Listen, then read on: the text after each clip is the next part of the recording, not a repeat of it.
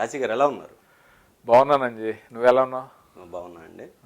దిగ్విజయంగా 100 సినిమాలు కంప్లీట్ చేశారు. ఎలా ఉంది ఎక్స్పీరియన్స్ ఆర్టిస్ట్గా? చాలా బాగుంది, ఎందుకంటే ఇది నేను ఊహించలేదు. మన ప్రెడిక్ట్ చేయని జరిగినప్పుడు ఎప్పుడు థ్రిల్లింగ్గానే ఉంటుంది. యాక్టర్ అవుతానని కూడా కళ్ళలో కూడా అనుకోలేదు. యాక్సిడెంటల్గా యాక్టర్ని అయ్యాను. అసిస్టెంట్ డైరెక్టర్గా వచ్చి తర్వాత డైరెక్ట్ చేసి ఆ మూడ్లో ఉండగా రవిబాబు నన్ను ఫోన్ చేసి ఇలా మా సినిమాలో నువ్వు క్యారెక్టర్ చేయాలి అని అడగగానే ఫస్ట్ నేను షాక్ అయ్యాను.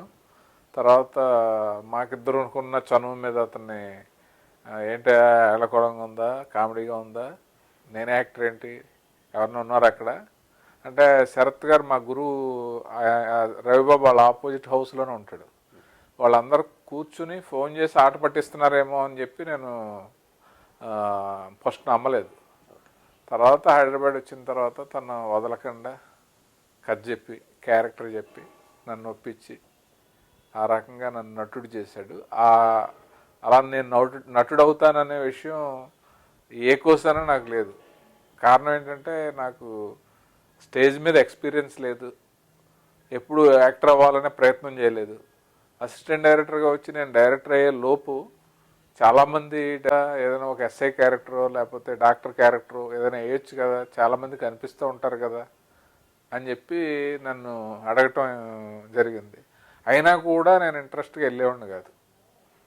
ఇక్కడ ఒక తమాషా విషయం ఏంటంటే నేను నచ్చావులే అనే సినిమాతో నటుడిగా పరిచయం అని అందరూ అనుకుంటారు. యాక్చువల్గా జయం మందిర్ అనే ఒక సినిమా సురేష్ బాబు ప్రొడ్యూసర్గా, ఎన్ శంకర్ డైరెక్టర్. ఆ సినిమా అంతా అబ్రాడ్లో జరిగింది. 9 కంట్రీస్ 25 డేస్. యాక్చువల్గా డైరెక్షన్ డిపార్ట్మెంట్లో నేను ఆ సినిమా పనిచేయలేదు. నా సినిమా డైరెక్షన్ సబ్జెక్ట్ కోసం తను నన్ను అబ్రాడ్ తీసుకెళ్ళారు, అక్కడ డిస్కషన్ అది చేద్దామని. ఆ వెళ్ళినప్పుడు అక్కడ సౌందర్యాళ్ళు ఇండియా నుంచి వెళ్ళిన ఒక బ్యాచ్ ఉంటుంది. ఆ బ్యాచ్లో నన్ను ఒక రిచ్ ప్యాసింజర్ లాగా నువ్వు ఉండు అని చెప్పి ఫోర్స్డ్గా సినిమా అంతా ఉంటాను నేను. ఫస్ట్ హాఫ్ అంతా దాంట్లో సాంగ్లో స్టెప్లు వేయించారు. తర్వాత చాలా సీన్లో యాక్టర్గా ఫుల్ ప్లెడ్జ్డ్గా ఒక ఎక్కువసేపు కనపడేది జయమందరలు. అది నాకు ఇంట్రెస్ట్ లేకుండా అన్ఇంట్రెస్టెడ్గా కావాలని అవాయిడ్ చేస్తూ ఉండేవాడిని. అది అనుకోకుండా అలా జరిగింది. అదే నిజమయ్యి రవిబాబు రూపంలో నేను ఒక యాక్టర్గా మీ ముందు 100 సినిమాలు కంప్లీట్ చేసి ఇంత మంచి స్థితిలో ఉండడానికి కారణమైంది. అక్కినేని నాగేశ్వర గారితో వర్క్ చేసేటప్పుడు ఆయన మిమ్మల్ని తిట్టారని తెలిసింది. ఏంటి అది, కథ ఏంటి? ఇది తిట్టడం అంటే పర్సనల్గా తిట్టడం కాదు. నాగేశ్వరరావు గారితో నేను 3 ఫిల్మ్స్ వర్క్ చేశాను. అందులో ఒక సినిమా ఆగిపోయింది, ఒక సినిమా రిలీజ్ అయింది. 3వ సినిమా కాలేజీ బుల్లోడు. సో ఆయనతో నా బాగా పరిచయం అనమాట. ఒకరోజు షూటింగ్లో 6 తర్వాత వర్క్ చేయమని అడిగాను నేను. అప్పటికి ఆయనకి ప్రొడ్యూసర్స్కి డైరెక్టర్కి చిన్న చిన్న ఇష్యూస్ ఉన్నాయి. వెంటనే ఆయన నా మీద సీరియస్ అయ్యాడు. నా ఏజ్ ఎంతో తెలుసా నీకు, 70 ఏళ్ళు, నన్ను పని చేయమంటావా 6 తర్వాత, నీకు ఈ సినిమాలో వాటా ఉందా, నువ్వు ప్రొడ్యూసర్, నువ్వు పార్ట్నర్సా, నువ్వైతే అడగు, ప్రొడ్యూసర్ అడగమన్నాడా డైరెక్టర్ అడగమన్నాడా అని సెట్లో బాగా అరిచాడు నా మీద. ఆయన పెద్ద ఆయన మన ఏమన్నా కూడా మనం దాని గురించి పట్టించుకోవాల్సిన పని లేదు. బేసిక్గా అయితే తప్పు లేకుండా ఆయన అరుస్తున్నట్టు నాకు అర్థం అవుతుంది.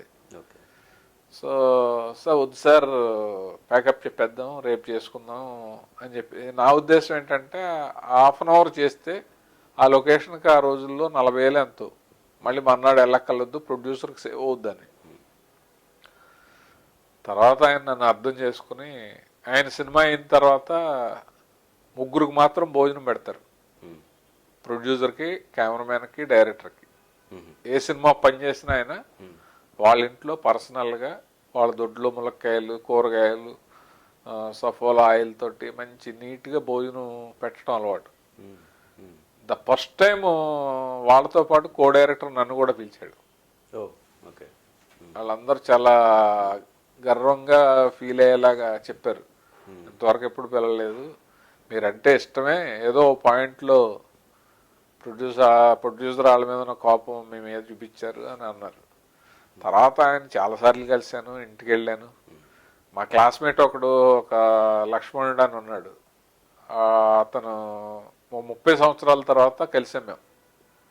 9th క్లాస్ వరకు మేము కలిసి చదువుకున్నాం. తర్వాత అతను ఎక్కడో వెళ్ళిపోయాడు. నేను యాక్టర్ అయిన తర్వాత నా నెంబర్ పట్టుకుని ఫోన్ చేశాడు, కలిసాము, చిన్నప్పుడు ఇవన్నీ మాట్లాడుకున్నాం. మా ఇంటికి వచ్చాడు ఇక్కడికి. వాడి కోరిక ఏంటంటే నాగేశ్వరరావు ఫ్యాన్ నేను, ఆయనతో ఫోటో తీయించుకోవాలన్నాడు. బెలవరా అని చెప్పి వాడిని నా కారు ఎక్కించుకుని తీసుకెళ్ళి నాగేశ్వరరావుతో మాట్లాడి ఓ ఫోటో తీపిచ్చి, సో అంత బాగా ఇదిగా ఉండేవాడు ఆయన. ఒకసారి కాశీ విశ్వనాథ్ గారు చనిపోయారని చెప్పేసి ఒక వార్త సంచలనం క్రియేట్ చేసింది. సో అప్పుడు నేను కూడా మీకు కాల్ చేశాను. యాక్చువల్గా ఆయన రైటర్ కాశీ విశ్వనాథ్ గారు చనిపోయింది, అది కొంచెం మెల్లగా తెలిసింది. అసలు ఆ టైంలో మీరు ఎలా రియాక్ట్ అయ్యారు? అందరూ అది చాలా విచిత్రం ఏంటంటే, కాశీ విశ్వనాథ్ గారు ఆయన బాగా క్లోజు. ఆయన నాతో చాలాసార్లు మాట్లాడుతూ ఉండేవాడు. నేను అసిస్టెంట్ డైరెక్టర్గా ఉండగానే ఆయన పెద్ద రైటరు కమ్ యాక్టర్ కూడా. ఆయనకి ఆల్మోస్ట్ 70 రీచ్ అయ్యి 68 or 70 రీచ్ అవుతాడు ఆయన, అంత పెద్ద ఆయన. బట్ ఇప్పుడున్న ఈ టీవీ ఛానల్స్లో పనిచేసే కుర్రాళ్ళు ఉంటారు కదా, వాళ్ళు ఎవ్వరికీ ఆయన తెలీదు. కాశీ విశ్వనాథ్ అనగానే నేనే తెలుసు. కె విశ్వనాథ్ గారు అంటే ఆయన పెద్ద ఆయన. కె విశ్వనాథ్ గారిని కాశీ విశ్వనాథ్ అని ఎవరు అంటారు కదా. సో అలా పోయారని న్యూస్ రాగానే వీళ్ళు ఫస్ట్ ఏం చేస్తారు, గూగుల్కి వెళ్తారు, కాశీ విశ్వనాథ్ అని కొడతారు. ఎవరి ఫోటోలు వస్తాయి? నా ఫోటోలు వస్తాయి, నా ఎంట్రీలు వస్తాయి. ఇంకా బ్లైండ్గా వేస్తారు. ఒక ఛానల్లో, ఒక మెయిన్ ఛానల్లోనే వచ్చింది, నాకు ఇష్టమైన ఛానల్లోనే. ఎలా రియాక్ట్ అయ్యారు? ఎలా రియాక్ట్ అవటువంటి కొంతమంది ఫోన్లు చేసేవారు, కొంతమంది. నేను ముందు ఫస్ట్ మా మదర్కి, మా మిస్సెస్ వాళ్ళకి, నేను అప్పుడు ఎక్కడో దూరంగా ఉన్నాను. నేను మా రైటర్ సత్యానంద్ గారు సిటీ అవుట్స్కట్స్లో ఏదో రెస్టారెంట్ ఉంటే అక్కడికి వెళ్ళాం. మేము అక్కడ ఉన్నాం. నా ఫోన్ ఏమో ఈ వీటితోటేమో బిజీగా ఉంది, కొంతమంది ఏమో ఫోన్ బిజీగా ఉంది, ఏంటి అది ఇది అని వాళ్ళ డౌటు. సో ముందైతే మా ఫ్యామిలీకి, మా మదర్ వాళ్ళందరికీ ఇదేమి ఫేక్, అది మీరు అలా దాని గురించి కంగారు పడకండి, ఫోన్లు వస్తాయంటే అందరు తెగ ఫోన్లు చేస్తున్నారు అది ఇది అని. సో నేను వచ్చి ఆ రోజు రాత్రి 12 వరకు టీవీ ఛానల్స్ తో మాట్లాడి వాళ్ళని తిట్టి, కరెక్ట్గా కనుక్కోండి అయ్యా బాబు, అసలు మామూలు ఇంటెన్సివ్ కేర్లో ఉండగానే ఎప్పుడు వేసేద్దాం మనం అనే యాంగిల్లో ఉంటారు. న్యూస్ ఎవడ ముందు వేసేయడానికి కాదు, న్యూస్ కరెక్టా కాదా అనే చూసుకోవాలి. చాలా మంది, బాలయ్యబాబు అయితే కేసేసే అసలు ఇలా వేయటం ఏంటని బాగా ఆయన కోపడ్డాడు. అప్పుడు డిక్టేటర్ షూటింగ్ జరుగుతుంది. సో ఇండస్ట్రీలోనే ఉన్నాం, మీడియా అంతా మనకు తెలుసు, ఛానల్స్ అంతా మనకు తెలుసు. వాళ్ళు కావాలని వేసింది కాదు, పొరపాటున జరిగిన మిస్టేక్. దానికి అన్నెసరీ రభస, ఏదో పరువు నష్టం వేసి, లేకపోతే ఎన్ని లక్షలు డిమాండ్ చేయి, ఇలాంటివన్నీ నీచమైన ఆలోచనలు తోటి మనం అలాంటి ప్రొసీడ్ అవ్వలేం కదా. సో అందువల్ల విచిత్రం ఏంటంటే, మర్నాడు షూటింగ్కి వెళ్ళాను నేను. వెళ్తే ఇక్కడ అల్యూమినియం ఫ్యాక్టరీలో షూటింగ్ జరుగుతుంది. ఎవరో ఒక అతను ఫోన్ చేశాడు. హలో అని ఎత్తాను నేను. సార్, కాశీ విశ్వనాథ్ గారు క్రిమేషన్ ఎక్కడండి అని నన్ను అడిగాడు. చాలా మంచి వ్యక్తి అండి, వెళ్ళాలి మేము చూడాలండి అని. నేను ఒక నిమిషం బాధపడాలా, లేకపోతే ఓహో ఏమో మనం మంచి వ్యక్తి అంటున్నాడని ఆనందపడాలో తెలియదు. వెంటనే చెప్పాను నేను, లేదయ్యా బాబు ఇది అని చెప్పి మళ్ళీ టీవీ వాళ్ళు న్యూస్ వాళ్ళ పేపర్లో గట్రా, ఆయన పెద్ద ఆయన సీనియర్, ఆయన ట్రైన్లో ఇలా ఇదయ్యారు, ఆయన నాటకాలు వేసాడు, ఆయన వచ్చేటప్పటికి మర్నాడికి ఇంచుమించు వెల్విషర్స్ అందరికి తెలిసిపోద్ది కదా. సో అలా తెలిసిపోయింది.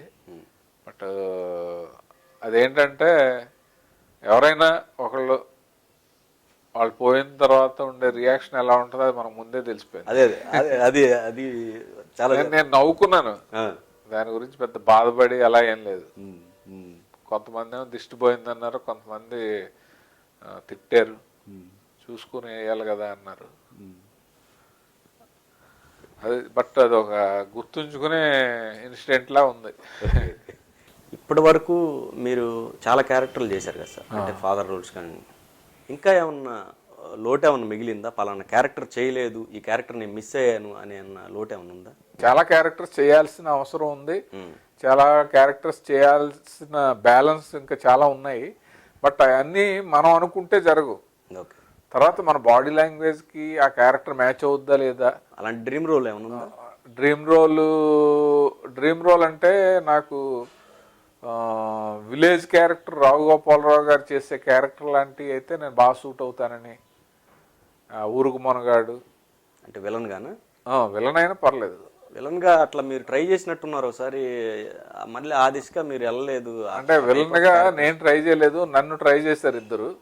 ఒక అంటే అంటే ఎందుకంటే బేసిక్గా నేచరు అది కాదు, సూట్ అవుతాననే విషయం నాకు తెలియదు కాబట్టి నేను ట్రై చేయలే. ఓకే.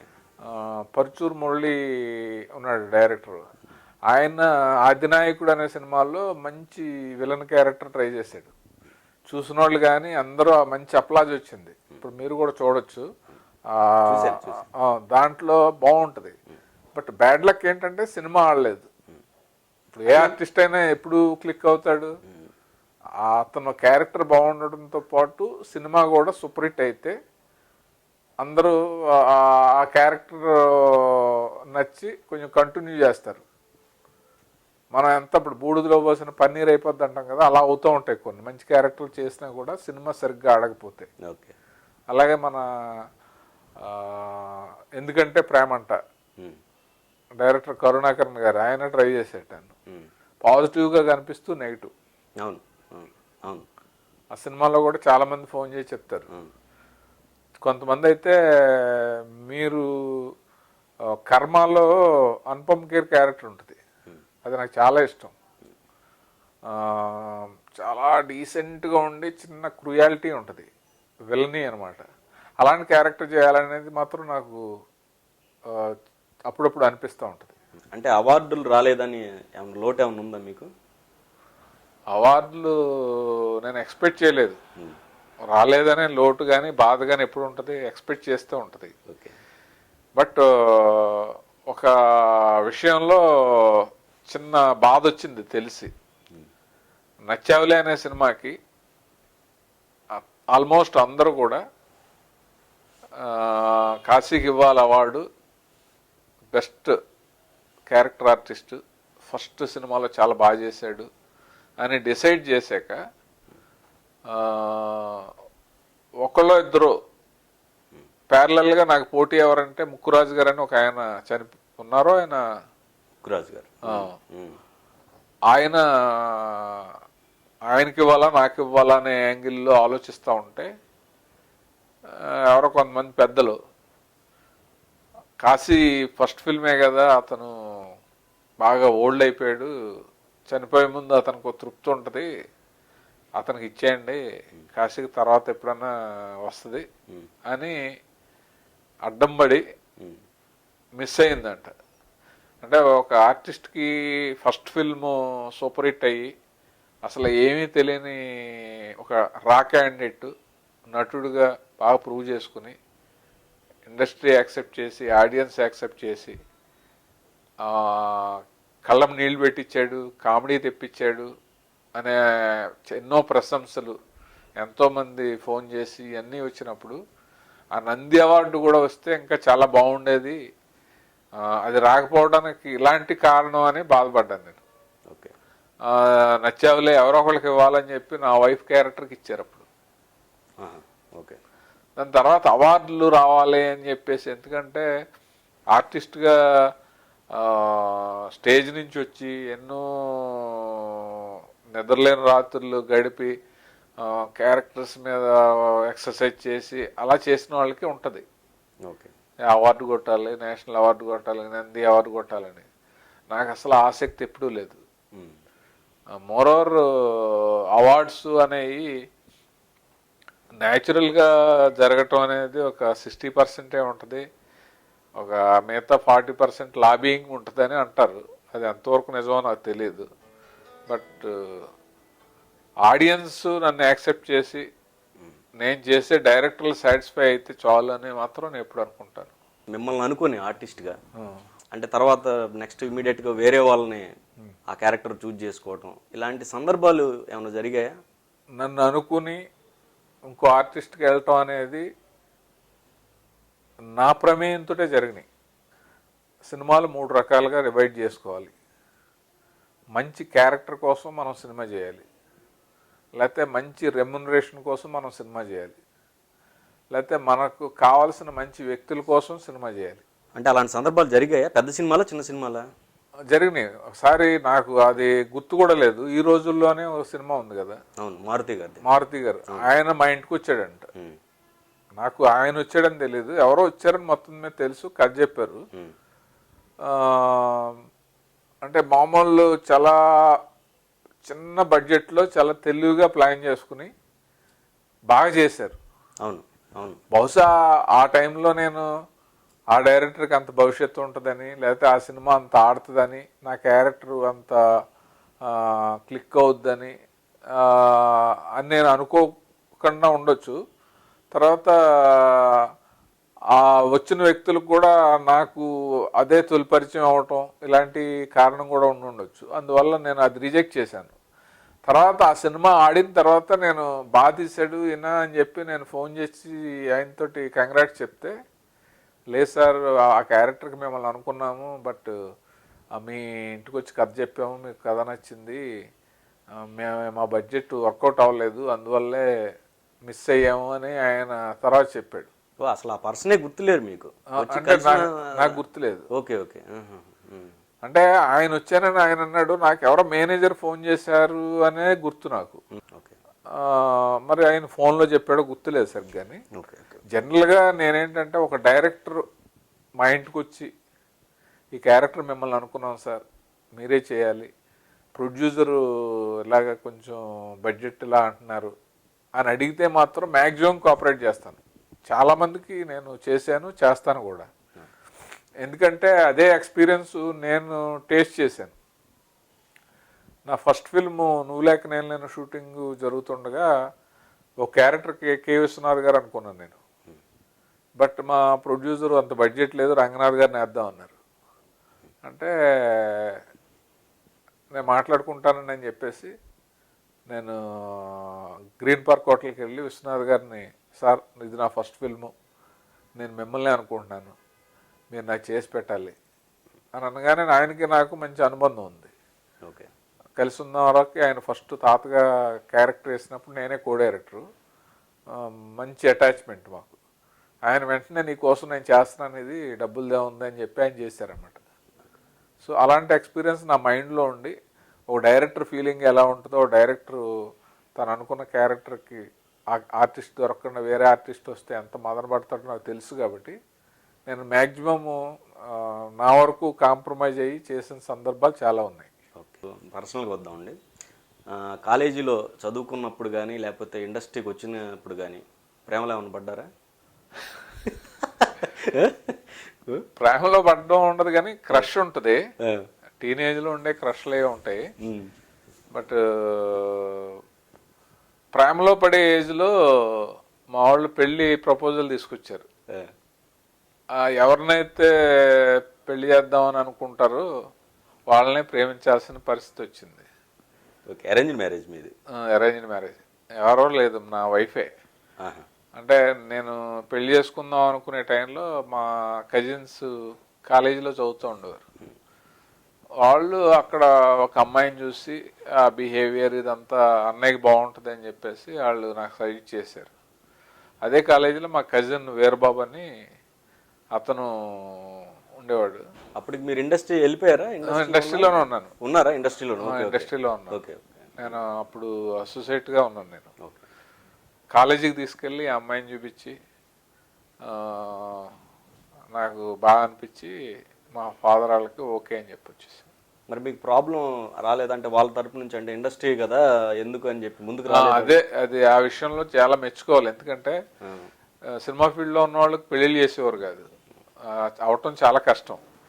బట్ మా మామగారు గొప్పతనం అనమాట. చాలామంది వాళ్ళ బంధువులు అందరూ కూడా వద్దన్నారు. సినిమా ఫీల్డ్ అంటే అన్ని అలవాట్లు ఉంటాయి, ఎందుకు నీకు, శుభ్రంగా ఉద్యోగస్తుడికి చేయాలి అది ఇది అంటే. మా మామగారు వాళ్ళ క్లాస్మేటు మా ఊరికి అల్లుడు. ఆయన నన్ను చిన్నప్పటి నుంచి చూసేవాడు. వాళ్ళ మిస్సెస్ని కస్తూరక్క అనేవాళ్ళం. అక్కడ చూసి కుర్రోడు చాలా బాగున్నాడు, పద్ధతిగా ఉన్నాడు అని మా మామగారికి చెప్పాడు. సో వెనక పొలం ఉంది, కుర్రాడు చూడడానికి బాగుంటాడు, అలవాట్లు లేవు, సినిమా ఫీల్డ్లో ఉంటే ఏంటి అని చెప్పేసి మా మామగారు డెసిషన్ తీసుకుని అందరినీ బీట్అవుట్ చేసి వాళ్ళ అమ్మాయిని నాకు ఇచ్చాడు. So he is very happy. వాళ్ళ అలా కామెంట్ చేసిన వాళ్ళందరూ బంధువులందరూ కూడా ముక్కు మీద వేలేసుకునేలాగా మనం ఇప్పుడు వరకు, అంటే జనరల్గా సినిమా ఫీల్డ్లో ఉంటే ఏమైతే నెగిటివ్ ఎఫెక్ట్స్ ఉంటాయంటారో ఆ ఎఫెక్ట్లు ఒక ఎఫెక్ట్ కూడా తగలకుండా, అసలు పలానా వాళ్ళ అల్లుడు వచ్చినట్టు లేదు, వెళ్ళినట్టు లేదు. అసలు ఏదన్నా అల్లుళ్ళు అంటే చిన్న టార్చర్లు ఉంటాయి కదా, పండగకి అది పెట్టలేదు ఇది పెట్టలేదు అని, అసలు ఎప్పుడు అలాంటివి ఎక్స్పెక్ట్ చేయకుండా మా ఫాదర్ మదర్ని ఎలా ట్రీట్ చేస్తాం వాళ్ళని కూడా అలా ట్రీట్ చేసి, సో వాళ్ళు హ్యాపీ. అప్పుడు అనవసరంగా కామెంట్ చేసాం, సినిమా ఫీల్డ్లో కూడా ఇలా ఉంటారా అని వాళ్ళ బంధువులు కూడా ఫుల్ హ్యాపీ. ఇప్పుడు రెమ్యునరేషన్ పరంగా చాలా ఫ్లెక్సిబుల్గా ఉంటా అంటున్నారు కదా, హైయెస్ట్ రెమ్యునరేషన్ ఎంత తీసుకున్నారు ఇప్పటివరకు? అది ఈ టైంలో నువ్వు అడగకూడదు, నేను చెప్పకూడదు, ఎందుకంటే ఇన్కమ్ ట్యాక్స్ వాళ్ళు అటాక్ చేస్తున్నారు కదా. అందువల్ల ఆడదాని వయసుని మగోడు రెమ్యునరేషన్ చెప్పకూడదు అంటారు. Okay okay. నువ్వు నీకు కరెక్ట్గా నా రెమ్యునరేషన్ తెలియాలి అనుకో, నువ్వు ఒక సినిమా తీసి ఒక క్యారెక్టర్ ఇచ్చి నా దగ్గరకు వచ్చి అడుగు, అప్పుడు కరెక్ట్గా చెప్తాను. అంతే. Okay okay. అంటే ఇప్పుడు మీరు నటించిన వాటిలో బాలకృష్ణ గారితో బాగా ఎక్కువ సినిమాలు చేశారు కదా, ఏంటి మీ ఇద్దరి మధ్య అనుబంధం ఏంటి? అంటే బాలకృష్ణ గారితో ఫస్ట్ నాకు పరిచయం 1985లో కత్తుల కొండయ్య అనే సినిమా. ఆ సినిమాకి అసిస్టెంట్ డైరెక్టర్ నేను. అసిస్టెంట్ డైరెక్టర్ తోటి హీరోలు పెద్ద స్టార్ హీరో ఆయన క్లోజ్గా ఉండటం అనేది జనరల్గా జరగదు. మైసూర్ బృందావన్ గార్డెన్స్లో 10 days షూటింగ్ చేసాం, 2 songs. ఆ టైంలో ఆయన మన అదృష్టం కొద్దీ చాలా క్లోజ్గా ఉండేవాడు నాతో. సాయంత్రం షూటింగ్ అవగానే కలర్ ఫౌంటైన్ దగ్గరికి ఆ బృందావన్ గార్డెన్స్లో అలాగా ఆయన వైఫ్తో వచ్చారు. మేమంతా వెళ్ళి సరదాగా అంతా తిరిగేవాళ్ళం. దాని తర్వాత వెంటనే బ్యాక్ టు బ్యాక్ నిప్పులాంటి మనిషి అని ఒక సినిమా చేశారు, ఎన్బి చక్రవర్తి గారు డైరెక్టర్. ఫస్ట్ది కూడా కత్తులకొండ ఆయన డైరెక్టర్. దాని తర్వాత ప్రాణానికి ప్రాణం చేశారు, తర్వాత వంశానికి ఒక్కడు చేశారు. ఇలాగ 4 films చేసి నేను ఆయనకు నచ్చి ఆయనతో బాగా బిహేవ్ చేయటం వల్ల మా జర్నీ అలా కంటిన్యూ అవుతుంది. అది డైరెక్షన్ డిపార్ట్మెంట్.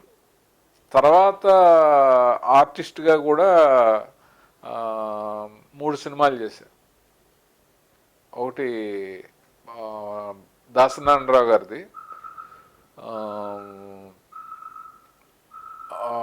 రెండోదేమో అధినాయకుడు, డిక్టేటర్ కూడా, 3 డిక్టేటర్. సో ఆ 3 సినిమాలు చేశాను. ఆయనతో చాలా బాగుంటుంది, నాకు నన్ను బాగా చూసుకుంటారు ఆయన. తర్వాత అసలు ఓ స్టేజ్లో నాకు డైరెక్షన్ ఛాన్స్ వచ్చింది. ఆయనతో మాటల్లో అంటే, యాక్టర్ అవ్వడం పూర్వజన్మ సుకృతం, ఎట్టి పరిస్థితులు వదలకు, నువ్వు డైరెక్షన్ ఎప్పుడైనా ఏ ఏజ్లో అయినా చేయొచ్చు, తర్వాత అయినా చేయొచ్చు, ఇది మాత్రం వదలకు, ఎందుకంటే ఇది నువ్వు కోరుకుంటే వచ్చింది కాదు, చాలామంది చాలా సంవత్సరాలుగా ట్రై చేసినా కూడా క్లిక్గా ఉంది, నువ్వు ఫస్ట్ సినిమాతో క్లిక్ అయ్యావు అని చెప్పిన మాట నాకు ఎప్పుడు గుర్తుంటుంది. నేను దాన్ని ఫాలో అవుతూ నేను అప్పుడు డెసిషన్ తీసుకున్నాను, 100 సినిమాలుగా ఆర్టిస్ట్గా కంప్లీట్ చేసిన తర్వాత అప్పుడు దర్శకత్వం గురించి ఆలోచిద్దాము అని చెప్పి చాలామంది అడిగితే స్మూత్గా రిజెక్ట్ చేసి యాక్టర్గానే కంటిన్యూ అయ్యాను ఇప్పటివరకు. డైరెక్టర్ అసోసియేషన్లో యాక్చువల్గా ఈ మధ్య కొన్ని బోగస్ కార్డులు వచ్చాయని చెప్పేసి విన్నాము. దానిపైన మీ కామెంట్ అండి. అంటే నేను విన్నాను, దానికి స్టీరింగ్ కమిటీ అని ఒకటి వేశారు. ఆ కమిటీ కంటే ముందు కొంతమంది సీనియర్ మెంబర్స్ ఆల్రెడీ ఇంతకు ముందు పదవుల్లో చేసిన వాళ్ళు వీళ్ళందరూ కూడా స్క్రూటినీ చేశారు. చేసి వాళ్ళు ఏదో ఒక 100 మంది 150 మంది ఉన్నారు అని చెప్పి ఏదో లిస్ట్ అవుట్ చేశారు. లిస్ట్ అవుట్ చేసి వాళ్ళ పేర్లు వాళ్ళ మెంబర్షిప్ నెంబర్లు అన్నీ కూడా జనరల్ బాడీ మీటింగ్లో పెట్టడం జరిగింది. కానీ అది ఎంతవరకు నిజం అనేది ఏంటంటే, స్టీరింగ్ కమిటీ ఫైనలైజ్ చేసిన తర్వాత నెక్స్ట్ ఎలక్షన్స్కి వాళ్ళకి ఓటింగ్ ఉంటుందా ఉండదా, వాళ్ళని సస్పెండ్ చేస్తారా లేకపోతే ఆ మెంబర్షిప్ క్యాన్సిల్ చేస్తారా అనేది స్టీరింగ్ కమిటీ చైర్మన్ దాసనారాయణరావు గారు వీళ్ళ చేతుల్లో ఉంది. వాళ్ళు డిసైడ్ చేయాలి. ఏ ఆరోపణ అయినా సరే ప్రూవ్ అయ్యే వరకు మనం ఇది జరిగింది అని చెప్పేలా ఉండదు. నా పర్సనల్ ఒపీనియన్ ఏంటంటే, ఒక అసోసియేషన్లో అవకతవకలు అనే వాటి గురించి 10 మంది మాట్లాడుకునేలా కాకుండా సామరస్యంగా మూడో కంటాడికి తెలియకుండా సెటిల్ చేసుకుని అసోసియేషన్ రెస్పెక్ట్ కాపాడడం అనేది చాలా ఇంపార్టెంట్ అని నా ఫీలింగ్. సో అప్పుడు అసలు ఫస్ట్ అసిస్టెంట్ డైరెక్టర్గా మీకు ఆలోచన ఎలా కలిగింది ఇండస్ట్రీకి వెళ్ళాలని? అక్కడ అంటే దట్టు డైరెక్షన్ డిపార్ట్మెంట్లో జాయిన్ అవ్వాలని మీకు ఎలా అనిపించింది? మాది పురుషోత్పట్నం, అంటే మళ్ళీ మన రొటీన్ ఆన్సర్ ఇది. ఓకే. నేను ఇంటర్ చదువుతుండగా పోలవరం ఆపోజిట్ మా విలేజ్ పురుషోత్పట్నం, పోలవరం ప్రాజెక్ట్ అంటారు కదా, ఆ పోలవరంలో ఇంటర్ చదువుతున్నాను నేను. చదువుతుండగా 1980 సంవత్సరం కె బాలచందర్ గారు తొలికోడి కూసిందనే ఒక సినిమా రంజిత్ కుమార్ గారు ప్రొడ్యూసర్, మా ఊరు షూటింగ్ అని వచ్చాడు. ఓన్లీ 2 days షూటింగ్ అని వచ్చాడు. లొకేషన్ అంతా ఎక్స్ట్రాడినరీగా ఉంది. మొత్తం ఒక 1 నెల రోజులు అక్కడే చేశారు. సినిమాలంటే పిచ్చి, సినిమాలు విపరీతంగా చూసేవాడిని. అది చూసేటప్పుడు ఏ ఆలోచనలు వచ్చాయి, అవేమో మామూలు పేపర్ మీద రాసుకుని ఇంట్లో మా మదర్కి చెప్పేవాడిని. కొడుకునే కాబట్టి చాలా బాగున్నారా అనేది అయినా నిజం అనుకునేవాడిని. సో ఆ ప్రాసెస్లో ఉండగా ఈ షూటింగ్ జరుగుతూ ఉండేది. క్లాసులు ఎగ్గొట్టేసి ఎర్లీగా వచ్చేయటం, డైరెక్ట్గా షూటింగ్కి వెళ్ళిపోవటం, ఆ షూటింగ్ చూస్తూ ఉండటం, మనం కూడా దీంట్లోకి వెళ్తే బాగుంటుంది అని ఒక చిన్న ఆలోచన. యాక్చువల్గా ఏంటంటే మాది రైతు కుటుంబం. మా అమ్మమ్మ గారి ఇల్లు కూడా దగ్గరే. మా మేనమావలు ఒలేటి గాంధీ అని ఆయన, మా కజిన్ రత్నాజీరావు వీళ్ళందరూ కలిసి థియేటర్ కట్టారు. వాళ్ళు ఒక స్టెప్ వేసి దగ్గరలో ఉన్న సీతానగరం అనే దగ్గర రామదుర్గ పిక్చర్ ప్యాలెస్ అని వాళ్ళు థియేటర్ కట్టి మెయింటైన్ చేస్తూ ఉండేవారు. ఆ థియేటర్కి వెళ్ళేవాడిని, టికెట్స్ అమ్ముతా సరదాగా జనంలో సినిమా చూస్తూ అలా ఉండేవాడిని. ఇది గ్యాప్లో ఆ టైంలో నాకు సినిమా ఫీల్డ్కి వెళ్ళాలని ఐడియా వచ్చి ఎలాగైనా ఎలా వెళ్ళాలనుకున్న టైంలో లక్కీగా ఈ షూటింగ్ జరగటం. ఈ షూటింగ్లో సినిమా ఫీల్డ్కి వెళ్ళాలి, కానీ ఎక్కడికి వెళ్ళాలి, ఎలా వెళ్ళాలి, ఏ డిపార్ట్మెంట్కి వెళ్ళాలి, మనకి కథలు రాయటం ఐడియాలు ఇవన్నీ ఉన్నాయి కదా, డైరెక్షన్ డిపార్ట్మెంట్ అయితే బాగుంటుంది. బాలచంద్ర గారిని చూస్తూ ఉంటే మొత్తం యూనిట్ అంతా ఆయన వెనకాల రామదండ్లాగా వెళ్ళిపోతూ ఉండేది. ఆయన ఎక్కడ అయితే అక్కడ ఆగిపోయేది. ఇక్కడ షార్ట్ అంటే అక్కడ షార్ట్ తీసేవారు. అయ్యింది అనగానే మొత్తం వెహికల్స్ అన్నీ ప్యాకప్ అనగానే అక్కడి నుంచి ప్యాకప్ చేసుకుని కొంచెం షిఫ్ట్ అయిపోయేవారు. ఇదంతా చూస్తుంటే ఈయన పొజిషన్ బాగుంది, ఈ పొజిషన్ అయితే మనకు బాగుంటుంది, మనం చెప్పినట్టు ఇంకొకరు వినాలి అనే థాట్. కారణం ఏంటంటే విలేజెస్లో ఎలా ఉంటుందంటే, రైతు కుటుంబంలో పుట్టినప్పుడు 10 ఎకరాల పొలం ఉందనుకో, అక్కడ పాలేర్లు పనాళ్ళు ఆళ్ళీళ్ళు ఉంటారు. ఎంతో కొంత దొరగారనో అబ్బాయి గారనో ఏదో అంటూ ఉంటారు. మనం ఎవరికి నమస్కారం పెట్టే పరిస్థితి కానీ అవసరం కానీ ఉండదు. మనకే దండం బాబు అంటూ ఉంటారు. 10 రూపాయలు ఇస్తే వాళ్ళు నమస్కారం పెడతారు, లేకపోతే ఈ యాంగిల్లో ఉంటుంది.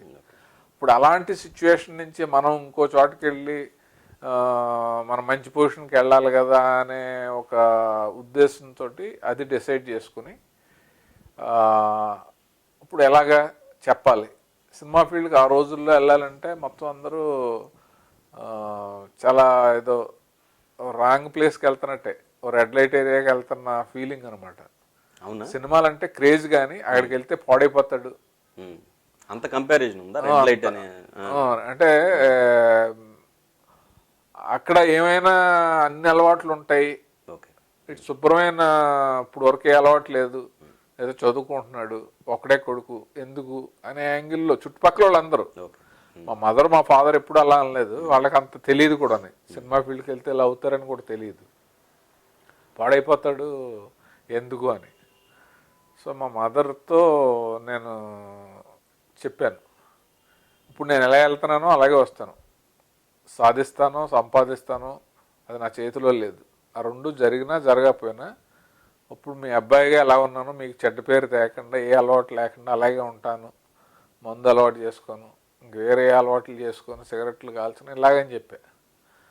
సరే మా మదర్కి నా మీద నమ్మకం, మా ఫాదర్ కూడా ఇంకా ఆడిష్టం అని అక్కడి నుంచి దానికి మా మేనమామలు కూడా ఎంకరేజ్ చేసి, అప్పుడు ఎలా వెళ్ళాలి, ఊర్లో షూటింగ్ జరిగినప్పుడు రత్నాజీ అని ఆయన చనిపోయారు, గద్దె రత్నాజీరావు, మా కజిన్ అవుతాడు ఆయన. ఈ షూటింగ్లో ఈ రంజిత్ కుమార్ అని ప్రొడ్యూసరు దానికి, ఇప్పుడు దామోదర్ ప్రసాద్ ఉన్నాడు కదా రంజిత్ క్రియేషన్స్, వాళ్ళ నాన్నగారు.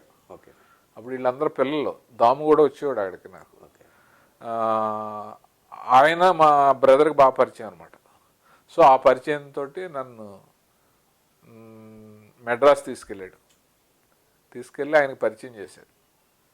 ఆయన ఒకటే అడిగాడు, సినిమా ఫీల్డ్ అంటే చాలా కష్టపడాలి, అవమానాలు అయి ఉంటాయి, నువ్వేమో ఫ్రెష్గా వచ్చావు, మీ ఊర్లో నీ పొజిషన్ చూసాం కదా, అందరూ చౌదరి గారు అన్నట్టు ఉండేది, ఇక్కడ కష్టపడాలి, మరి ఎలాగా, లేదు సార్ పడతాను, ఎంత కష్టమైన పడతాను అని చెప్పి అని అంటే, అప్పుడు ఆయన లంకి బిందులని కృష్ణ గారు జయసూర్ గారు వాళ్ళిద్దరు హీరోయిన్లు, విజయ నిర్మల్ గారి డైరెక్షను, రంజిత్ క్రియేషన్స్, ఆ సినిమాకి అసిస్టెంట్ డైరెక్టర్గా విజయ నిర్మల్ గారి దగ్గర పెట్టారు.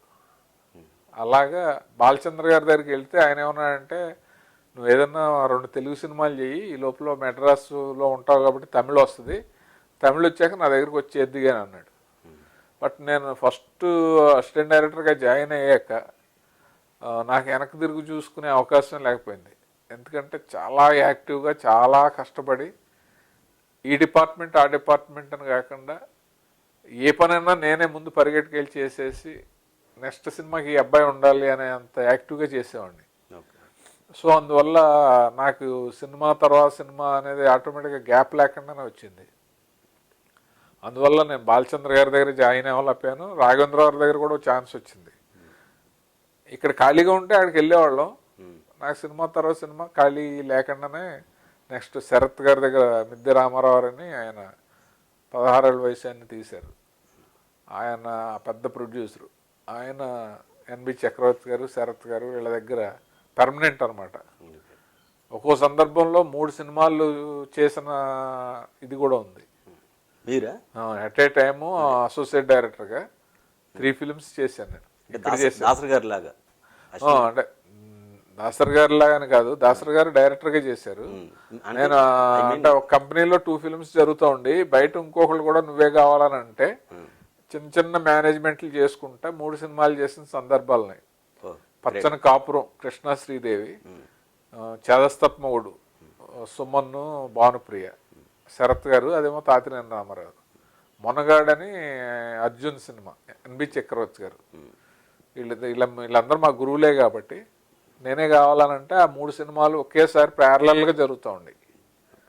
సో అలాగా మెడ్రాసు వెళ్ళటం జరిగింది అన్నమాట. ఊళ్ళో గౌరవంగా చూసుకున్నారు మిమ్మల్ని. మరి ఇండస్ట్రీకి వస్తే అవమానాలు ఉంటాయి, మరి అవి ఫేస్ చేస్తావా అని చెప్పి ఆయన అన్నారు కదా మిమ్మల్ని. మరి ఫేస్ చేశారా అట్లాంటి అవమానాలు? చేశాను. ఎలా అంటే ఆయన సినిమాకే నన్ను అసిస్టెంట్ డైరెక్టర్గా టక్కన పెట్టేయడానికి అక్కడ పోస్ట్ ఖాళీ ఉండదు కదా. విజయ నిర్మల్ గారి దగ్గర పర్మనెంట్గా చేసే బ్యాచ్ ఉంటారు, 4-5 ఉన్నారు ఆవిడకి. అందులో ఒక అతన్ని తీసేసి నన్ను పెట్టడం జరిగింది. ఆవిడకి ఫస్ట్ నేనంటే ఇష్టం ఉండేది కాదు. ఏదన్నా మిస్టేక్ జరిగిన కొత్త వాళ్ళు వస్తారు మా ప్రాణాలు తీస్తారు అన్నట్టు ఉండేది. నా మిస్టేక్ లేకపోయినా వేరే వాళ్ళు నా మీద తోసేసిన అలాంటివి. బట్ నేను పట్టించుకునేవాడిని జనరల్ కదా అని. ఆ సినిమాకు ఒక కో డైరెక్టర్ ఉండేవాడు, ఆయన ప్లేట్ చనిపోయాడు. తను కో డైరెక్టర్లకి ఏంటంటే అసిస్టెంట్ డైరెక్టర్లు రాగానే నమస్కారం పెట్టాలని, ఎదురుగుండా కూర్చోకుండా ఉండాలని, తర్వాత రెస్పెక్ట్ ఇవ్వాలని, ఇలాంటి కొన్ని కోరికలు ఉంటాయి. డైరెక్టర్ అవుదాం అనుకునే వాళ్ళకి ఆ కోరికలు ఉండవు, అక్కడే సెటిల్ అయిపోదాం అని అనుకునే వాళ్ళకి ఉంటాయి అలాంటి ఒక ఆయన తగిలేడు నాకు. తగిలి నన్ను సీరియస్ అయిపోవటం, ఇసుక్కోవటం, తిట్టడం ఇలాంటివి చేస్తూ ఉండేవాడు. నాకు ఒక ఇండస్ట్రీకి వెళ్ళిన 2-3 ఇయర్స్ వరకు చేయలేసేది కాదు. ఎవరికి నమస్కారం పెట్టడం అలవాట్లేదు, మనం ఎందుకు పెట్టాలన్నట్టు ఉండేది. అక్కడికి వెళ్తే పెట్టకపోతే కుదరదు, ఎదురుగుండా కూర్చోకూడదు, ఎక్కడ పద్ధతులు రా బాబు అన్నట్టు ఉండేది. బట్ అడ్జస్ట్ అయ్యి కొంచెం నమస్కారం అది నేర్చుకున్నాను. నేర్చుకుని అన్నీ అయితే ఓ రోజు ఏదో విషయంలో కావాలని నమస్కారం పెట్టడం మర్చిపోయాను. ఎవరికి? విజయ నిర్మల గారికి? ఆవిడకు ఉండేది కాదు, కో డైరెక్టర్కి. మర్చిపోతే ఇంకా ఆ రోజంతా టార్చర్. సాంగ్ జరుగుతుంది, సాంగ్లో నెంబర్లు చెప్పాలి. దాదాపు 100 నెంబర్లు ఉంటాయి పాటకి డివైడ్ చేస్తే. నేను క్లాప్ ఇస్తూ ఉండేవాడిని. 17 అనేవాడు, అది కూడా ఆయన పేరు పెట్టి ఏమండి నెంబరు అంటే వినిపించుకునేవాడు కదా. అక్కడికి వెళ్తే ఇక్కడికి వెళ్తే అలా ఏమండి అని అంటాం, అందరూ వినాలి, అతనికి అదో సరదా. సో దాంట్లో నెంబర్ చెప్పేవాడు, 17 అనేవాడు. నేను వేసి క్లాప్ మీద ఇచ్చేసేవాడిని. బుద్ధి లేదా నీకు, 70 అని చెప్తే 17 అనేసేవిటి అని మార్చేసేవాడు. అంటే రెండు దగ్గరగా ఉంటాయి కదా. సో ఇతను కావాలని చేస్తున్నాడని తెలుసు నాకు. ఒక్కరోజు ఇలా చూసి వారం రోజులు అయ్యాక నేను కొట్టడానికి వెళ్ళాను అతను. కొట్టడానికి వెళ్తే మొత్తం షూటింగ్లో అంతా తెలిసిపోయింది. ఏమో ఫస్ట్ ఫిల్ము అప్రెంటిస్గా వచ్చాడు, కో డైరెక్టర్ మీద కొట్టడానికి వెళ్ళాడు అని చెప్పేసి పెద్ద న్యూస్ అయిపోయింది. నేను డిసైడ్ అయిపోయాను విజయనగరం గారు నన్ను తీసేస్తారని. అది ప్రొడ్యూసర్ దాకా వెళ్ళింది. వెళ్తే ప్రొడ్యూసరు కనుక్కుంటే నిజమేనండి, తను చాలా మంచి కుర్రాడు, ఇతను చాలా బాగా పనిచేస్తున్నాడు, అసలు ఎక్కడ బద్ధకం ఉండదు, పొద్దుటే వస్తే సాయంత్రం లాస్ట్లో వెళ్తూ ఉంటాడు, కానీ అతను కావాలనే టార్చర్ పెడుతున్నాడు అనగానే ఆయన నా మీద విపరీతమైన ప్రేమతోటి ఆ కో డైరెక్టర్ని ఆఫీస్కి పిలిచి, ఏమనుకుంటున్నావు నువ్వు, నా మనిషిని నువ్వు ఇలా టార్చర్ చేస్తావా, చెప్పు మీ డైరెక్టర్కి, అవసరమైతే సినిమా కాల్ చేస్తాను అనే రేంజ్లో లోన కేకలేసేస్తున్నాడు. నేను బయట నుంచి ఉన్నాను, కో డైరెక్టర్ ప్రొడ్యూసర్ లోపల ఉన్నారు, రంజిత్ గారు. నిజంగా ఆయన అప్పుడు నాకు దేవుళ్ళకి కనిపించాడు. ఆఫ్టర్ ఆల్ ఒక అప్రెంటిస్ గురించి ఓ డైరెక్టర్ తోటి కో డైరెక్టర్తో గొడవ పెట్టుకోవాల్సిన అవసరం లేదు, నన్ను పీకి పడేయచ్చు. ఏమయ్యా చెప్పాను కదా నువ్వు సరిగ్గా చేయలేదు, మీ ఊరు వెళ్ళిపోనొచ్చు, అలా అనకుండా ఆయన అలా చేశాడు. ఆ ఇన్సిడెంట్ తోటి నేను విజయ నిర్మల గారి దగ్గర ఎలాగైనా మంచి పేరు సంపాదించాలని చెప్పి ఆ సినిమా అయ్యేటప్పటికి ఆవిడ నెక్స్ట్ సొంతంగా సినిమా తీసింది, ముక్కోప్ అని, వాళ్ళ సొంత బ్యానర్లు, విజయకృష్ణ మూవీస్, నరేష్ గారు. ఆ పెద్ద నరేష్ ఉన్నాడు కదా, ఆయన హీరో అనమాట. వాళ్ళ బ్యానర్లోనే చేశాను నేను. అబ్బాయి బాగా పనిచేస్తున్నాడు, అబ్బాయిని పెట్టండి అనే స్టేజ్కి తీసుకెళ్ళి అలాగా ఆవిడకి ఇష్టమైన అసోసియేట్ అయిపోయాను నేను. నెక్స్ట్ సినిమాకి అసోసియేట్ అయిపోయారు. ఓకే. మీరు ఇప్పటివరకు ఇండస్ట్రీలో చాలా సౌమ్యంగా ఉండేవాళ్ళు కదా, అసలు మీకు జీవితంలో కోపం అనేది రాదా? మళ్ళీ ఇదే క్వశ్చన్ ఎప్పుడు అడక్కు, నన్ను కాదు ఏ ఆర్టిస్ట్ను అడక్కు, అర్థమైందా? జాగ్రత్త, బీ కేర్ఫుల్. అది కాదండి, అంటే ఉంటుంటే నా కోపం. ఓకే. ఇదంతా యాక్టింగ్ చేశారా? నేను ఇంకా మమ్మల్ని అనుకున్నాను సార్ నేను. ఫస్ట్ డైరెక్షన్ అవకాశం ఎలా వచ్చిందండి మీకు? డైరెక్షన్ అంటే ఇప్పుడు నేను శరత్ గారి దగ్గర, ఫస్ట్ ఎన్బి చక్రవర్తి గారి దగ్గర, తర్వాత శరత్ గారి దగ్గర పనిచేస్తూ ఉండేవాడిని. మిద్దె రామారావు గారి కంపెనీలో పర్మనెంట్ అసోసియేట్ లాగా. యాక్చువల్గా మిద్దె రామారావు గారు నాకు డైరెక్షన్ ఛాన్స్ ఇవ్వాలని, అక్కడే అవుతానని కూడా అనుకున్నాను. అనుకోకుండా ఆయనకు ఆర్థిక పరమైన ఇబ్బందులు వచ్చి ఆయన దగ్గర డిలే అయ్యేలా ఉందని చెప్పి నేను బయట సినిమాలు చేస్తున్నాను. ఆ టైంలో పరుచూరి బ్రదర్స్ సినిమాలకి ఎక్కువ వాళ్ళు రైటర్స్గా ఉన్న సినిమాలు పనిచేసేవాడిని. అప్పుడు ఆ డిస్కషన్లోనూ గట్రా స్టోరీ గురించి మాట్లాడడం, ఐడియాస్ ఇవ్వటం. సో ఈ కుర్రోడి దగ్గర మంచి విషయం ఉంది అని వాళ్ళు గ్రహించి నన్ను ఎంకరేజ్ చేసేవారు. ఎంకరేజ్ చేసే ప్రాసెస్లో ఒకరోజు పరుచూరి వెంకటేశ్వరరావు, నువ్వు రామనాయుడు గారు సంస్థలోకి వెళ్తావా, నీకు డైరెక్షన్ ఛాన్స్ ఇస్తారు అన్నాడు. తప్పకుండా వెళ్తానండి అన్నాను. ఎందుకంటే శరత్ గారి దగ్గర పనిచేసేటప్పుడు కో డైరెక్టర్గా ఆయన ఒక బ్రదర్లా ట్రీట్ చేసేవాడు. మేము ఎడిటింగ్ రూమ్లో సిన్సియర్గా రాత్రి 9-10 ఎలా పనిచేస్తూ ఉండేవాళ్ళం. రాత్రి 3-4 అయినా కూడా అక్కడే ఉండేవాళ్ళం. 10 రావటం, చాలా చేసిన పని, పద అలా ఐస్ క్రీమ్ తిందాం, బిర్యానీ తిందాం అని తీసుకెళ్తా ఉండేవాడు ఫ్రెండ్లీగా. అంత మంచి డైరెక్టర్, అంత బాగా చూసుకునేవాడు. నాకు డౌట్ వచ్చేసింది, ఈయన దగ్గర ఉంటే లేజీగా తయారైపోతాం, డైరెక్టర్ అవ్వాలని ఆలోచన ఉండదు, ఎంత బాగా చూసుకుంటే ఇంకా మనకి వేరే ఆలోచన ఏముంటుంది అని అనుకున్న టైంలో వెంకటేశ్వరరావు ఇలాగ రామనాయుడు గారి దాంట్లోకి వస్తావా అంటే వస్తానని చెప్పేసి డెసిషన్ తీసేసుకున్నాను. తర్వాత తెలిసి అర్త్ గారికి చెప్పాను, ఆయన బాధపడ్డాడు. అలా రామనాయుడు గారి దగ్గరికి పరుచూరి బ్రదర్స్ ద్వారా వెళ్ళి అదే సంస్థలో ఆ టైంలోనే సురేష్ బాబు ఫస్ట్ ఫ్రెష్గా వచ్చాను కదా, నన్ను రమ్మన్నాడు. రమ్మంటే సురేష్ గెస్ట్ హౌస్కి వెళ్ళా. అక్కడ కూర్చొని నన్ను ఇంటర్వ్యూ చేసి స్టోరీ గురించి దీని గురించి మాట్లాడాడు. ఆయనకి కొంచెం నేను షార్ప్గా ఉన్నాడు కుర్రాడు అని అనిపించి ఆయన ఫిల్మ్స్కి ప్రేమించుకుందాంరా, గణేష్, కలిసి ఉందాంరా వాటికి కో డైరెక్టర్గా, ఆయన ప్రొడ్యూసర్గా రామనాయుడు గారి ప్రజెంట్స్లో జరిగాయి అనమాట. కింద రామనాయుడు గారి సినిమాలు కొన్ని జరిగాయి, పైన జరిగాయి. ఫస్ట్ నేను జాయిన్ అయిన తాతామనుడు అనే సినిమా రామనాయుడు గారిది, సదాశివరావు గారి డైరెక్టర్. ఆ టైంలో సురేష్ బాబు పైకి తీసుకెళ్తే అప్పుడు కో డైరెక్టర్గా 3 సినిమాలు చేశాను. కలిసి ఉన్నారా వరకు. జయమందర ఓన్లీ డిస్కషన్కి వెళ్ళాను.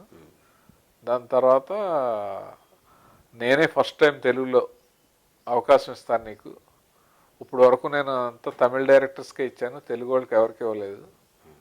జయంత్ గారు కూడా తమిళియన్నే, ప్రేమించుకుందాంరా చేసిన ఆయన. బేసిక్గా ఆయన తమిళియన్ అన్నమాట.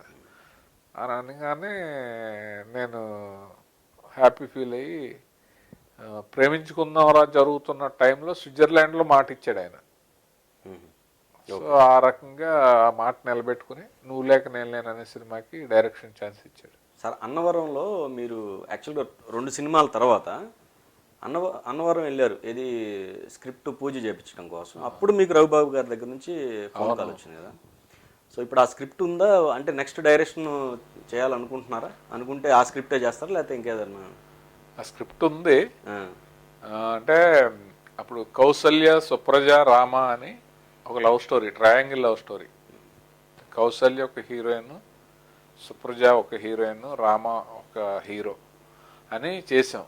కథ అయితే ఉంది, ఫుల్ బౌండ్ స్క్రిప్ట్ ఉంది, డైలాగ్స్ అవి రాసి. టైటిల్తో సినిమా వచ్చి టైటిల్ ఏమో రామనాయుడు గారు అడిగితే అప్పుడు సరే అంటే ఆ సూర్యప్రసాద్ అని ఒక సినిమా డైరెక్ట్ చేశాడు ఆయన, అతను ఫస్ట్ ఫిల్మ్కి ఇచ్చేసాం. బట్ ఆ స్క్రిప్టుతో పాటు చాలా ఒక 7-8 స్క్రిప్ట్లు చేసుకున్నాను నేను. అది చేస్తాను ఎప్పుడు. బట్ వేరే వేరే కథలన్నీ ఉండి వాటిలో ఏది వర్కౌట్ అయితే చేసిన తర్వాత చేస్తాం. యాక్చువల్గా కొందరు క్యారెక్టర్ ఆర్టిస్టులు అంటే ఒక స్టేజ్కి వచ్చిన తర్వాత సెట్లో చాలా హడావుడి చేస్తుంటారు, అంటే వాళ్ళ ఉనికిని చాటుకోవడం కోసం కొంచెం హడావుడి చేస్తుంటారు. మీరు ఎలా ఉంటారు సెట్లో? అంటే నేను టెక్నీషియన్గా వచ్చాను, కష్ట సుఖాలు తెలుసు నాకు. దట్టు నాకు హడావుడి అయిపు లేకపోతే మనం గొప్పగా ఉండటం అలాంటి నేచర్ కాదు. నేనైతే చాలా నార్మల్గానే ఉంటాను, గివ్ రెస్పెక్ట్ అండ్ టేక్ రెస్పెక్ట్లా ఉంటాను. అలా హడావిడి చేసేవాడు కూడా మన దగ్గర ఎక్స్ట్రాలు చేస్తే ఊరుకోను, వాళ్ళకి ఇచ్చే రెస్పెక్ట్ వాళ్ళకి ఇస్తాను, వాళ్ళు మనకి ఇచ్చే రెస్పెక్ట్ ఇస్తారు. ఏ హడావిడైనా నువ్వు ఎవరైనా ఎంతకాలం భరిస్తారు? సక్సెస్లు ఉంటే భరిస్తారు, లేకపోతే పట్టించుకోరు కదా. సో నా పర్సనల్ ఫీలింగ్ ఏంటంటే ఒక ఆర్టిస్ట్ కానీ ఒక డైరెక్టర్ కానీ తనకున్న పొజిషను ఇది శాశ్వతం, ఇది ఎప్పుడు నేను జీవితాంతం ఎలా ఉంటాను అని అనుకోవటం లేదు. ఎనీ టైం ఏమైనా జరగవచ్చు, ఎలాంటి ఫాల్ అయినా రావచ్చు. సో మనకు ఫాల్ వచ్చినప్పుడు, ఫెయిల్యూర్ వచ్చినప్పుడు నలుగురు మనతో మాట్లాడేలాగా, మన కష్ట సుఖాల గురించి ఆలోచించేలాగా, ఫ్రెండ్లీగా ఉండేలాగా అలాంటి బిహేవియర్ ఉంటే బాగుంటుందని అనుకుంటాను. ఇది నా పర్సనల్ ఒపీనియన్. సో అంటే మీ కెరీర్ స్టార్టింగ్ నుంచి ఇప్పటి వరకు మీరు అంటే ఫిలిం నుంచి డిజిటల్ కన్వర్షన్ వరకు అన్నీ చూశారు కదా. అవును. నెక్స్ట్ ఎలా ఉంటుంది సినిమా పరిస్థితి, ఎలా ఉండబోతుంది సినిమా భవిత? నెక్స్ట్ అంటే నేను సినిమా ఫీల్డ్కి వచ్చినప్పుడు మూవీ అలా అని ఉండేది, దాంట్లో ఎడిట్ చేసేవారు. డబల్ పాజిటివ్ అని ఉండేది, అంటే పిక్చర్కి ఒక ఫిల్ము, సౌండ్కి ఒక ఫిల్మ్ అని ఉండేది. ఇప్పుడు దాని నుంచి ఈ డిజిటల్ వచ్చింది. ఇప్పుడు అసలు ఫిల్మ్ అనేదే లేదు, చిప్లు వచ్చినాయి. ఈ చిప్లు వచ్చిన తర్వాత సినిమా చాలా ఈజీ అయిపోయింది. ఈ యాక్టర్స్ కొంచెం కష్టమైంది, ఎందుకంటే ఈ యాంగిల్, ఆ యాంగిల్, ఈ యాంగిల్ అని చేసిన షార్ట్సే సీన్ని ఫుల్గా 4-5 యాంగిల్స్లో తీస్తున్నారు. ఎందుకు అంటే ఫిల్మ్ కాస్ట్ లేదు కదా, చిప్పే కదా. అలా కొంచెం టెక్నాలజీ వల్ల అడ్వాంటేజ్ వచ్చింది, ఇది వచ్చింది. నాకు తెలిసి ఏంటంటే ఇది వరకు థియేటర్స్లో ఉండేది సినిమా, షూటింగ్ ఏమో అవుట్డోర్ స్టూడియోల్లో ఉండేది. ఇప్పుడు షూటింగ్ ఏమో అవుట్డోర్ ఇళ్లలోకి వచ్చేసింది, ఇండోర్స్కి వచ్చింది, అవుట్డోర్కి వచ్చేసింది. ఓకే. స్టూడియోల్లో ఉండే షూటింగ్ ఇప్పుడు మనం రోడ్డు మీద వెళ్తే షూటింగ్ కనపడతా ఉంటుంది, పార్క్లోకి వెళ్తే షూటింగ్ కనపడతా ఉంటుంది, అలా వచ్చేసింది. ఓకే. అలాగే సినిమాలు ఏమో మన ఇళ్లలోకి వచ్చేసినాయి. టీవీ ఆన్ చేస్తే రోజుకి 10 సినిమాలు వస్తున్నాయి. ఓకే. ఇది డెవలప్మెంట్లో ఒక భాగం. ఎట్ ది సేమ్ టైము విపరీతమైన కాంపిటీషన్. ఈ కాంపిటీషన్ని తట్టుకుని ఆడిటోరియంకి ఆడియన్స్ వచ్చేలాగా కొత్త కాన్సెప్ట్లతోటి మనం ఎలా చేయాలి అనేది చూడాలి. ఇంకా ఇప్పుడు జియో అని ఒక సిమ్ వచ్చింది రిలయన్స్ వాళ్ళు. ఇప్పుడు అలాంటి టెక్నాలజీ తోటి మొబైల్స్ అంటే సినిమా జేబులోకి వచ్చేసే పరిస్థితి వచ్చింది. ఇప్పుడు మొబైల్ వ్యాలెట్ అని, మొబైల్లో ఇప్పుడు వెబ్ సిరీస్ చేస్తున్నారు. ఆ వెబ్ సిరీస్ అన్ని ప్రపంచం అంతా చూడొచ్చు. ఇంటర్నెట్ ఉంటే జేబులోంచి ఫోన్ తీసి కావాలంటే మనం దాంట్లో సినిమా చూసేసుకోవచ్చు. అంటే మీరు చెప్పిన దాని ప్రకారం థియేటర్స్ కనుమరుగైపోతాయి అంటారా? కనుమరుగు అవటం ఉండదు, కానీ అంటే ఇలాంటి ఎన్ని వచ్చినా కూడా ఒక వైడ్ స్క్రీన్ సాటిస్ఫాక్షన్ అనే దాన్ని బీట్అవుట్ చేసే ఛాన్స్ ఉండదు. ఎందుకంటే నీకు మన ఇంట్లో ఉంది, మనం ఎప్పుడైనా అనుభవించవచ్చు అనే దాని మీద క్రేజ్ ఒక రేంజ్ వరకే ఉంటుంది. జేబులో ఉన్న ఫోన్ కానీ, ఇంట్లో ఉన్న టీవీ కానీ.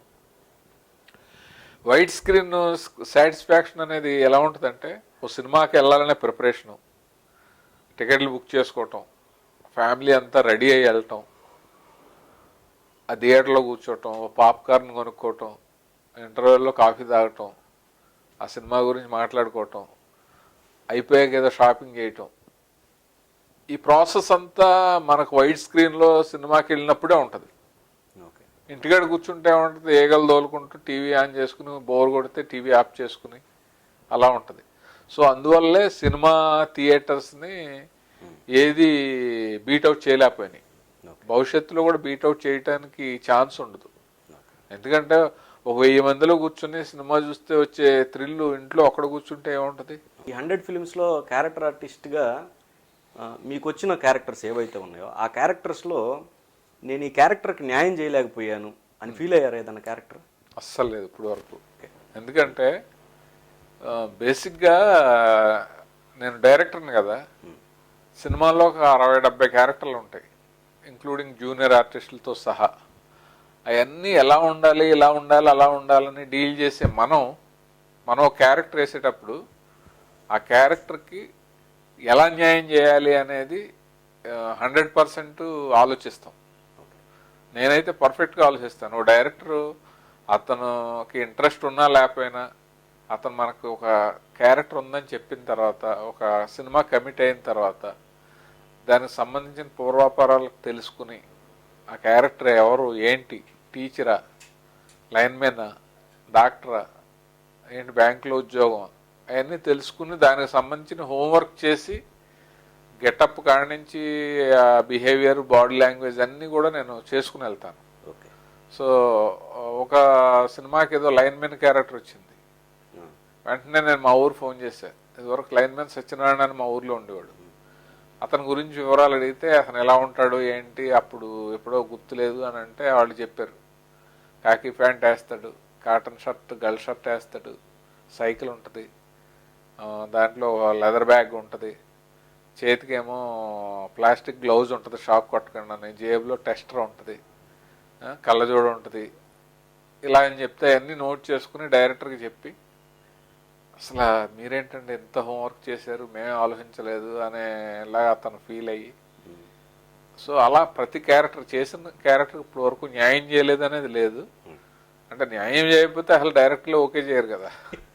Okay okay. ఒకే షాట్ని 10 సార్లు తీస్తూ ఉంటారు, ఎందుకంటే ఓకే అయ్యే వరకు తీస్తారు కదా. సినిమా ఆడకపోవచ్చు, అది వేరే విషయం, కాన్సెప్ట్ ఎక్కకపోతే.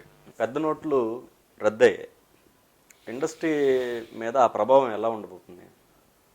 పెద్ద నోట్లు రద్దు అవ్వటం అనే దానివల్ల ఇండస్ట్రీకి ప్రభావం ఉండదు.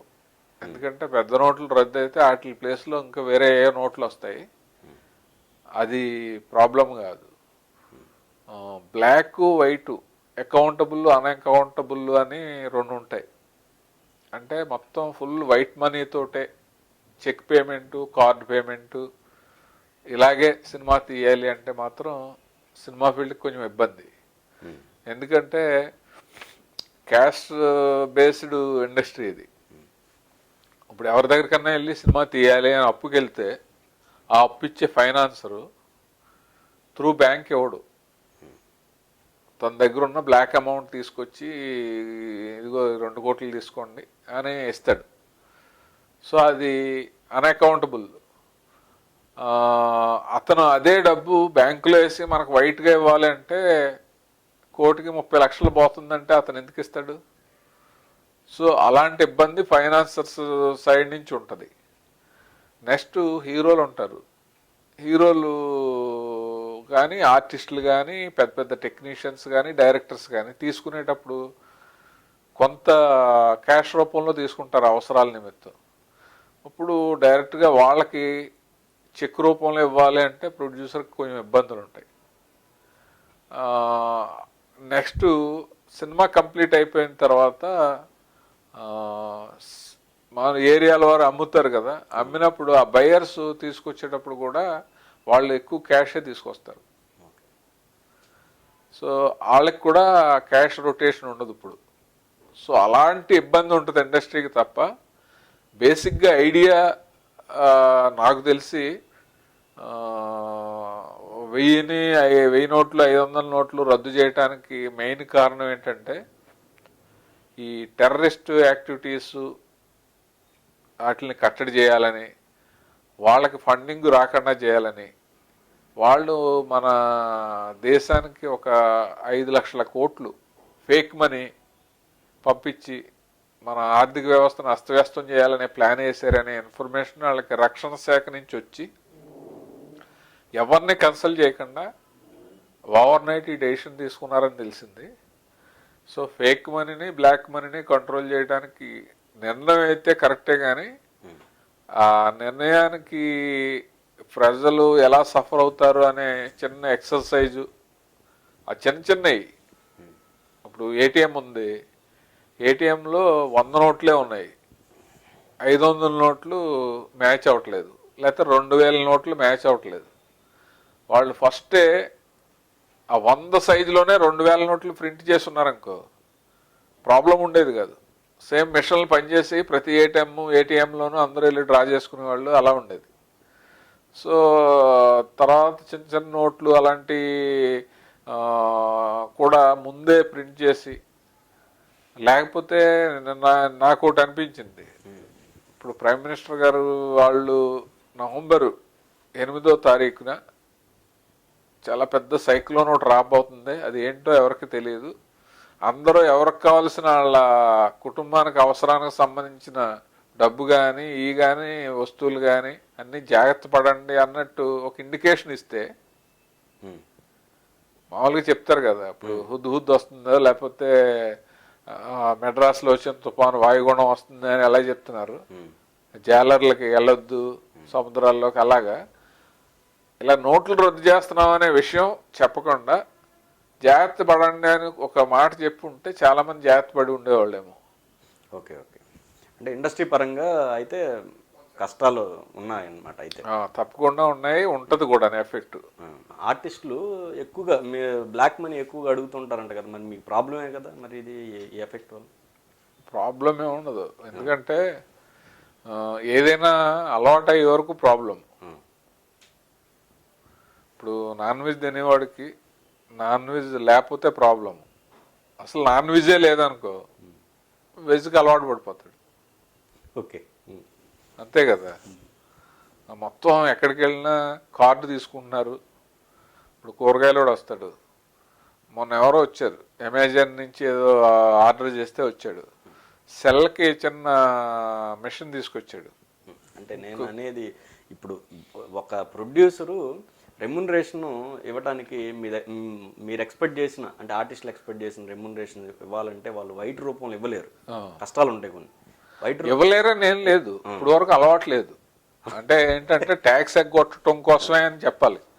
అది ఆర్టిస్టులైనా టెక్నీషియన్లైనా ప్రొడ్యూసర్లైనా అన్అకౌంటబుల్ మనీ అంటారు, దానికే ఎక్కువ ప్రిఫర్ చేశారు.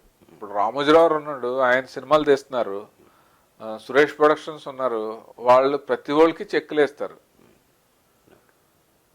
అది అలవాటు అయిపోయింది అనుకో, మనం గవర్నమెంట్కి మనం సంపాదించిన దాంట్లో కొంత పోతూ ఉంటుంది, బాధ వస్తూ ఉంటుంది. వచ్చినా కూడా చాలా హ్యాపీగా సంతోషంగా కళ్ళు మూసుకుని నిద్రవచ్చు. మన మీదకి ఎవడు రాడు, ఇన్కమ్ ట్యాక్స్ వాళ్ళు ఏమి ఫోన్లు చేయరు, నోటీసులు పంపరు, టార్చర్లు ఉండవు, మనం పర్ఫెక్ట్గా ఉంటే. అది 90% అలవాటు చేసేసుకుంటారని నా ఫీలింగ్. అంటే చాదస్తపు మొగుడు సినిమా ముహూర్తం షాట్ గురించి మీరు ఒక చోట ప్రస్తావించారు కదా, ఏంటి అది? అదేంటంటే సత్యానంద్ గారు మా ఫస్ట్ గురువు నాకు. ఆయన దగ్గర ఒక 25-30 స్క్రిప్ట్లు నేను రాశాను నేను. అంటే ఆయన నేరేట్ చేస్తూ ఉంటే రాస్తూ ఉండాలి ఒక అసోసియేట్.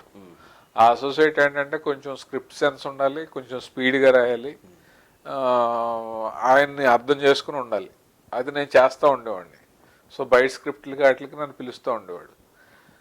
సరదాగా నాకు వచ్చిన ఐడియాలు కూడా చెప్తూ ఉండేవాడిని నేను.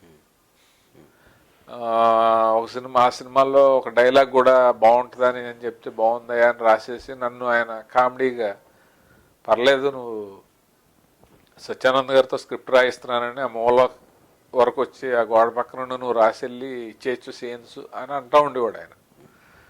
సో అలాంటి రిలేషన్ మా ఇద్దరి మధ్యన ఉండేది. ఆ టైంలో చాదస్త మొగుడు అనే సినిమాకి ఆయన రైటరు, నేనేమో కో డైరెక్టర్ అసోసియేటు.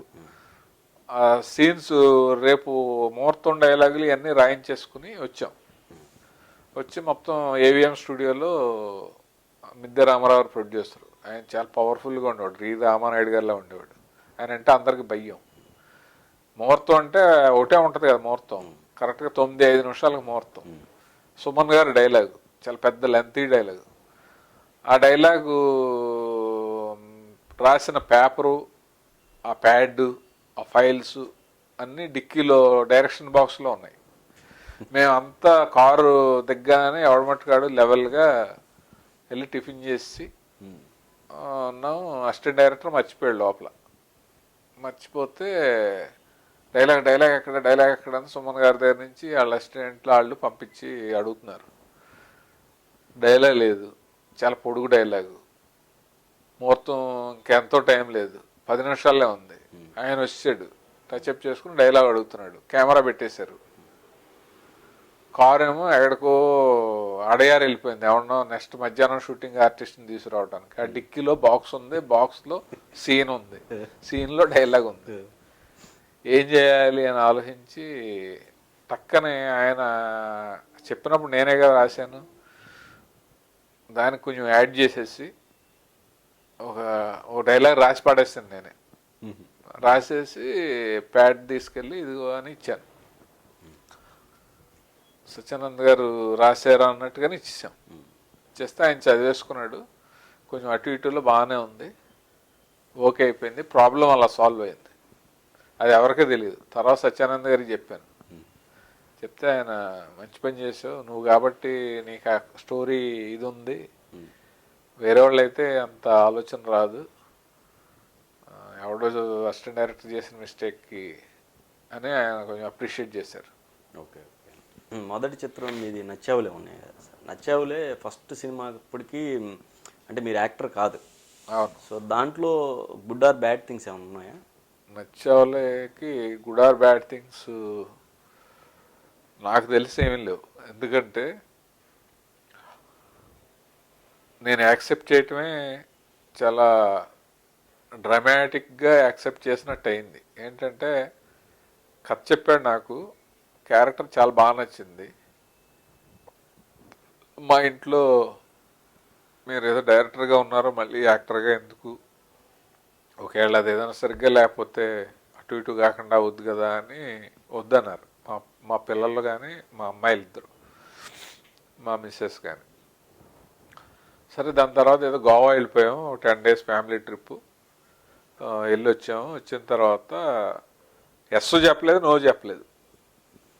రోజు మార్నింగ్ కాలింగ్ బెల్ మోగింది. తలుపు తీసేటప్పటికి కాస్ట్యూమర్ వచ్చాడు. ఇలా మెజర్మెంట్స్ తీసుకోమన్నారు. సో అంటే ఇంట్లో ఈయన చేద్దామని డిసైడ్ అయిపోయాడు అనుకున్నారు. అలా మెజర్మెంట్స్ ఇచ్చాము. ఏదో 4 days షూటింగ్ అన్నారు. 4 days షూటింగ్ స్పాట్కి వెళ్ళాం. వెళ్ళగానే ఫస్ట్ ఎక్స్పీరియన్స్ కొంచెం బాగా థ్రిల్లింగ్గా అనిపించింది. ఏంటంటే నీ వైఫ్కి ప్రెగ్నెంట్, పెయిన్స్ వస్తున్నాయి, హాస్పిటల్ తీసుకెళ్ళాలి, ఫస్ట్ షాట్ ఇది అని చెప్పాడు. అంతే, డైలాగుల్లో ఏం లేవు. ఇంట్లోంచి బయటికి తీసుకొచ్చి నడిపించుకుంటూ కారు ఎక్కించి తీసుకెళ్ళాలి, ఇది ఫస్ట్ షాట్. యూనిట్ అంతా ఎదురు చూస్తున్నారు, అలా చేస్తాడు అలా చేస్తాడని. నేను కూడా ఏం చేయాలి ఏంటి అని నాకు అసలు తెలియదు కదా, ఏమని యాక్టింగ్ చేయలేదు కదా. బట్ ఏం చేయాలి అనేది తెలుసు, చేయటం తెలియదు. ఇంకా ఒకటే అనుకున్నాను, తను నా వైఫ్ అయితే, నా వైఫ్కి నిజంగా ప్రెగ్నెన్సీ వచ్చి పెయిన్స్ వస్తే మనం ఎలా రియాక్ట్ అవుతాం, అలాగే అవుదామని చెప్పి ఫస్ట్ షాట్ చేసాం. టేక్ 1 ఓకే అయిపోయింది, అందరూ క్లాప్స్ కొట్టారు. ఇంకా అక్కడి నుంచి కాన్ఫిడెన్స్ వచ్చింది. ఇంకా ప్రతిదీ మనం ఏదైనా సరే ఫీల్ అయ్యి న్యాచురల్గా చేసేస్తే బెటరు. ఇప్పుడు హీరో ఉన్నాడు, ఈడే నా కొడుకు, నా కొడుకుకి సరిగ్గా చదవకపోతే నేను ఎలా కోపడతాను, నా చిన్న కొడుకు మార్కులు రాకపోతే ఎలా కొడతాను, ఇలా అనుకుని ఆ సినిమా అంతా చేయటం అయింది. ఎక్కడ అసలు కాంప్లికేషన్ కానీ ఏం జరగలేదు. ఒకే ఒక చోట మాత్రం నాకు గుర్తుండిపోయే సీక్వెన్స్ ఏంటంటే, నేను ఆ సినిమాలో యాక్ట్ చేసేటప్పుడు ఎవరికి చెప్పేవాడిని కాదు.